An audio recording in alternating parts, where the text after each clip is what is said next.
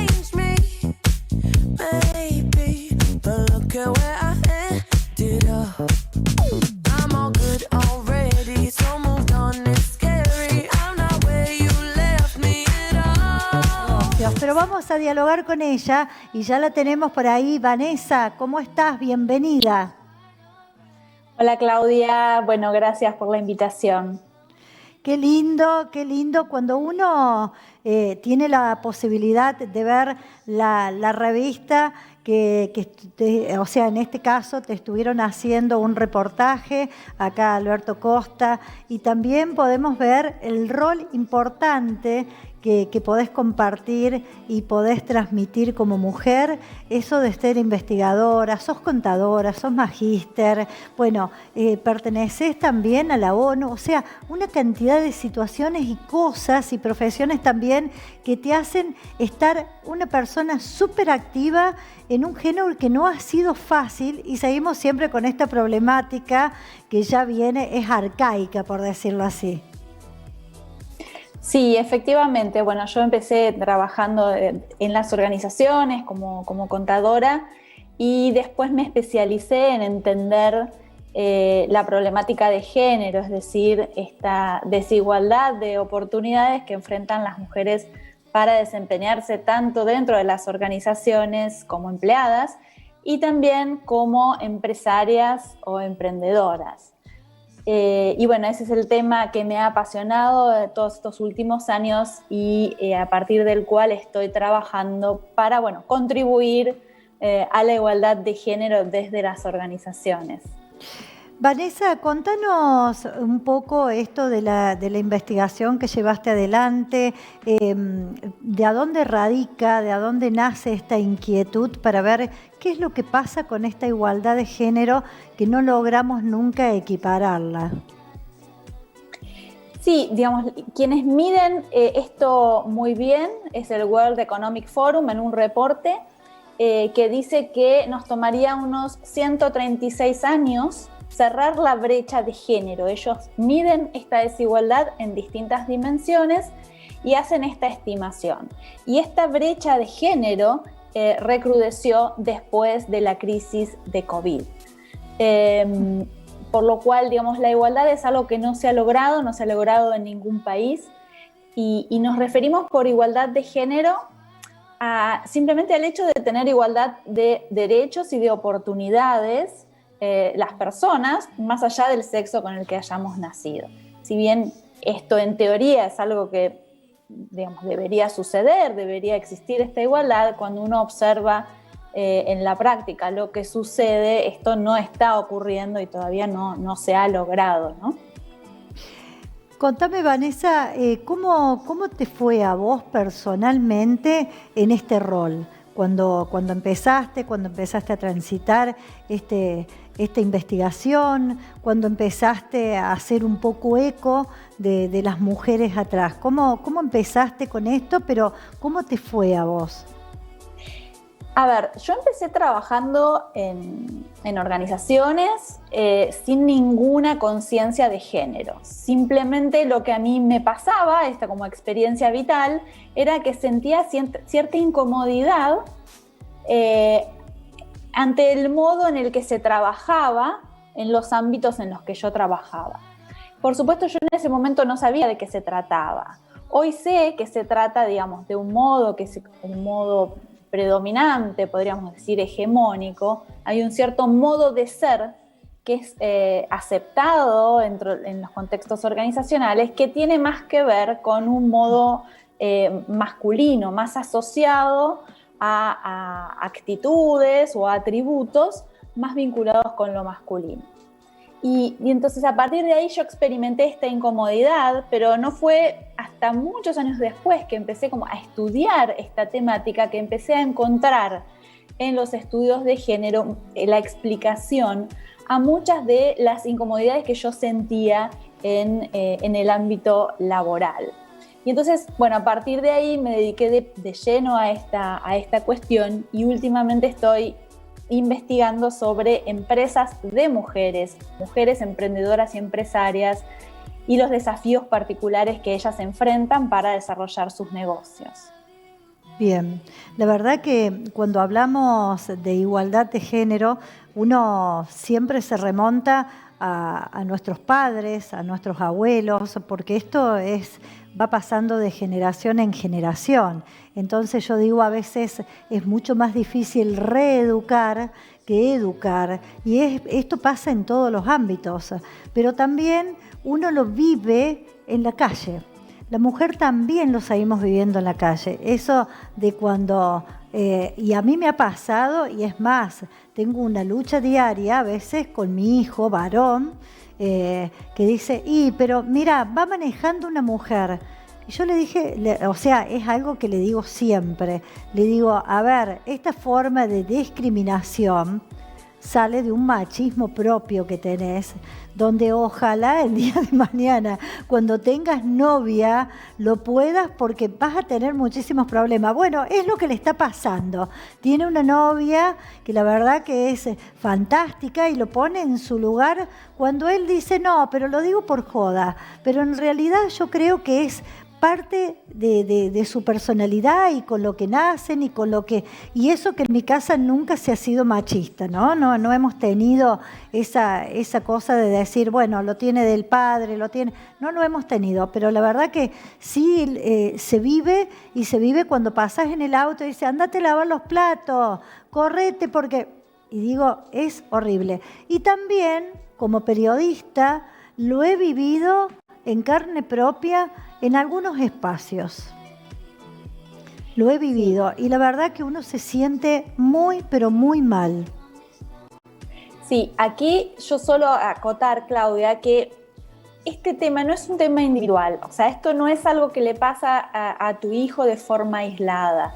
Esto le pasa a tu hijo como varón de una sociedad que, más allá de lo que sucede en tu casa, esta sociedad nos educa, nos socializa sobre estos estereotipos, sobre quiénes son y deben ser las mujeres, en este machismo, en este sexismo. Digo, estamos todo el tiempo recibiendo señales, por ejemplo, desde la publicidad, ¿no? Desde la comunicación que vemos en la calle.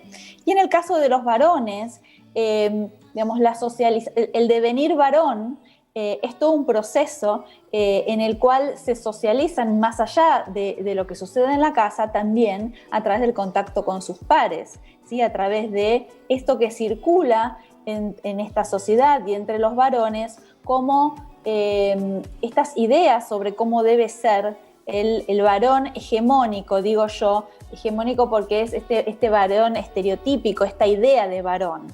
¿Sí? Independientemente de que después haya varones que individualmente quieran hacer algo distinto, ¿no? Y quieran cuestionar ese modelo de ser varón que les viene impuesto en esta sociedad.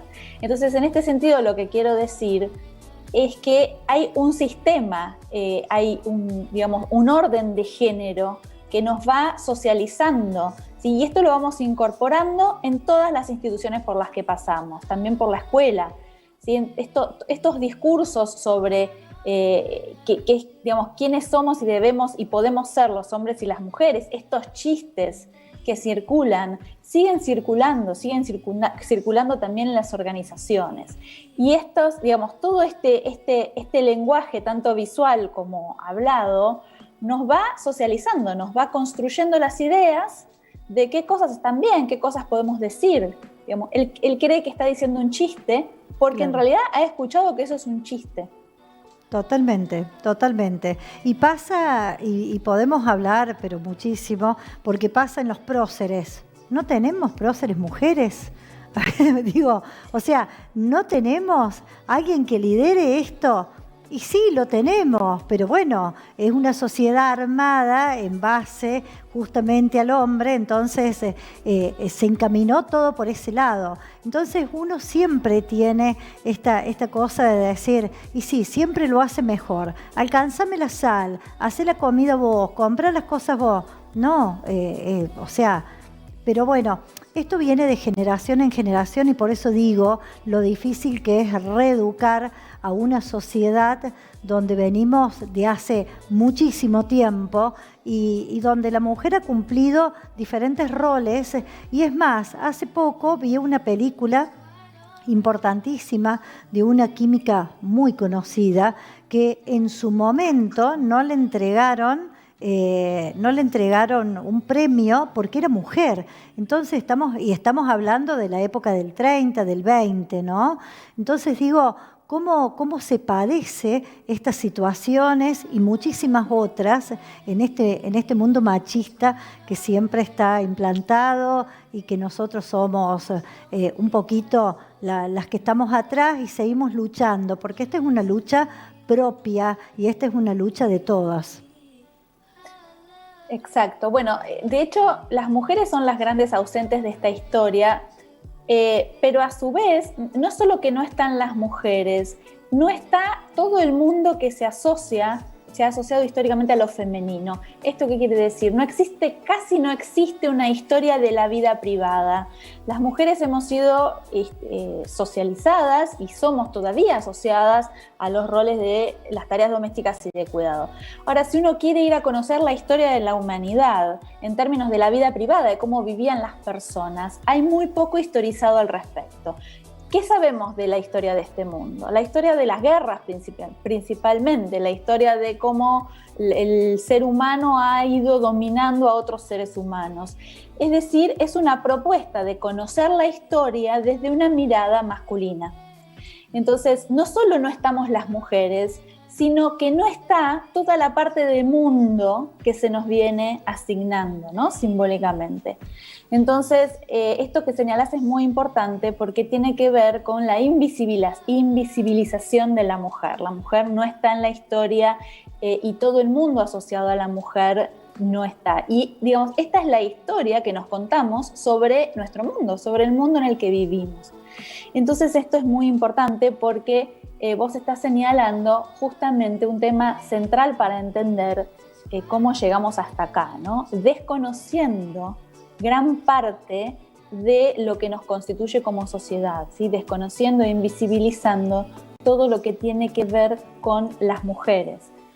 Así que bueno, tenemos como un gran trabajo por delante y como vos decís, viene de mucho, pero bueno, puede empezar a cambiarse. Como esto ha sido construido socialmente, esto no es algo biológico, no tiene nada que ver con la biología, también puede deconstruirse socialmente a través del discurso, de esto que estamos haciendo, ¿no? De empezar a hablar sobre la temática para empezar a mover algunas cuestiones que están naturalizadas.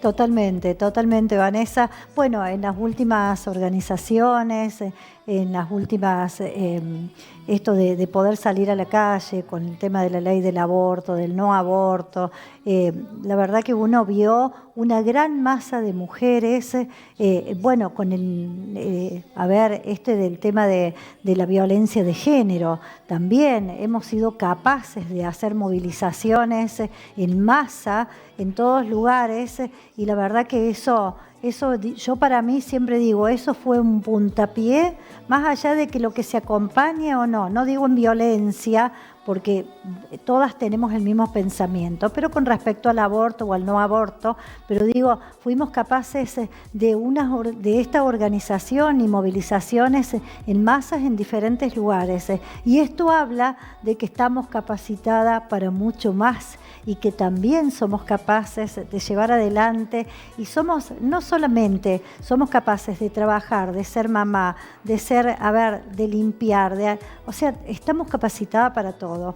Entonces digo, es hora de que empecemos a hacer voces y a hacer eco de las necesidades que tenemos también como mujer de ser parte de este mundo machista, por así decirlo. La verdad que es un tema larguísimo, Vanessa, y que no se termina, pero digo, qué importante que vos hoy estés cumpliendo este rol, más allá de que sos una profesional, y se te nota que sos totalmente abocada y dedicada, y esto de ser magíster, pero también esto de investigar cuál es el rol, qué es lo que se puede hacer, el tema del cambio, y en algún momento tendremos la igualdad de acá 10 años, 20 años, tal vez no lo veremos nosotros, pero ojalá el mundo llegue a cambiar y podamos ser uno solo, que es lo que corresponde. Exacto, yo siempre digo, digamos, trabajar por la igualdad de género no es solo trabajar por las mujeres, es trabajar por un orden de género superador, es trabajar por digamos, que los seres humanos, hombres y mujeres, podamos vivir en un mundo mejor. Entonces, también es muy importante empezar a entender de qué hablamos cuando hablamos de igualdad de género. Si es simplemente esto que decía al comienzo, ¿no? Simplemente tener igualdad de derechos y oportunidades. Y también repensar este orden de género que nos viene dado. Porque a los varones lo que se le impone también desde la masculinidad hegemónica también es un horror. A ellos cuestionar esa masculinidad hegemónica les va a permitir ser quien quieran ser, sin ese corset, ¿no? De qué es un varón. Y fundamentalmente les va a dar libertad y les va a permitir acercarse un poco más a la emocionalidad, ¿no? A poder expresar sus emociones. Con lo cual, digamos, este orden de género debe ser cuestionado por el bien de todos y de todas. Por supuesto, las mujeres estamos en una desigualdad estructural, pero los hombres en algún momento van a empezar a ver los enormes beneficios para toda la humanidad de trabajar por la igualdad. Totalmente. Fíjate que en esta pandemia, en este 1 año y medio de pandemia, tenemos, o sea, los femicidios, es como que tenemos uno cada mes, cada 30, 32 días, 35 días, se han sumado el tema de los números de femicidio. Y esto también habla del estado de vulnerabilidad de las mujeres con su pareja, con su expareja, esto de estar encima en esta pandemia, estar vulnerable ante diferentes situaciones, tanto económicas, tanto de trabajo y más que todo, ahondando esto que es el tema de la convivencia o no convivencia con el hombre, ¿no? Difícil. Sí, el tema, digamos, el aumento terrible de la violencia de género durante la pandemia, de hecho se ha denominado la otra pandemia. Uh-huh. Y efectivamente se profundizó la problemática, pero a su vez quedó como muy en evidencia.